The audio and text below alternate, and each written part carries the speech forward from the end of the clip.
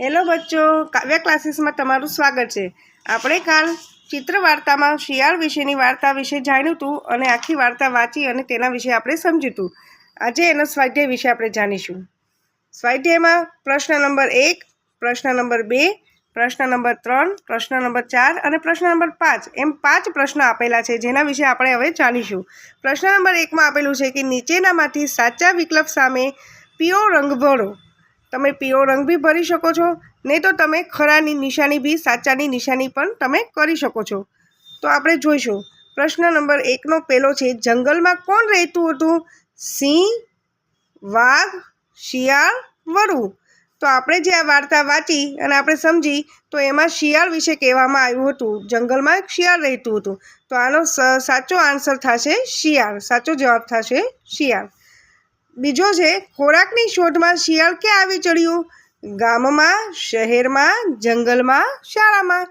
તો જ્યારે આપણે આ વાર્તા વાંચી ત્યારે એ વાર્તામાં એવું આવ્યું હતું કે શિયાળ ખોરાકની શોધમાં શિયાળ ગામ તરફ આવી ચડ્યું હતું।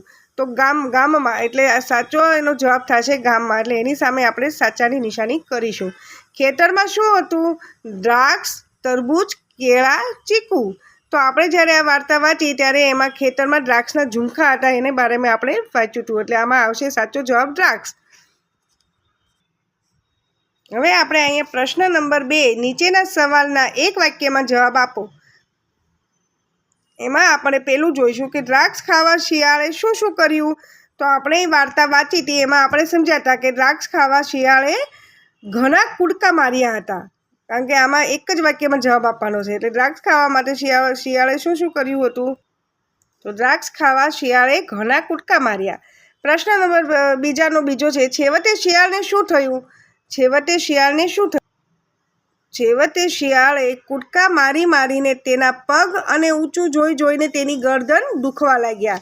આપણે જોયું હતું ને આ પાઠમાં કે છેવટે શિયાળે કૂદકા મારીને તેના પગ અને ઊંચું જોઈને તેની ગરદન દુખવા લાગી। તો આનો આન્સર એવો આવશે, છેવટે કૂદકા મારીને તેના પગ અને ઊંચું જોઈને તેની ગરદન દુખવા લાગ્યા, એનો આન્સર છે। શિયાળ જતા જતા શું બબડ્યું? તો અહીંયા એનો આન્સર આપેલો છે કે શિયાળ જતા જતા તે બબડ્યું કે આ દ્રાક્ષ તો ખાટી છે, આવી ખાટી દ્રાક્ષ કોણ ખાય? હવે 4, આપણને સફળતા ના મળે ત્યારે આપણે શું કરીએ છીએ? તો એનો આન્સર બી અહીંયા બુક્સમાં આપેલો છે કે આપણે પણ હંમેશા જ્યારે કોઈ કામમાં સફળ થતા નથી ત્યારે પોતાની અસફળતાનો બધો દોષ અન્ય પર ઢોળી દઈએ છીએ। ક્વેશ્ચન નંબર 3, પ્રશ્ન નંબર 3, ખાલી જગ્યા પૂરો। અહીંયા આપણને ખાલી 5 ખાલી જગ્યા આપી છે, જેના આપણે સહી આન્સર લખવાનો છે।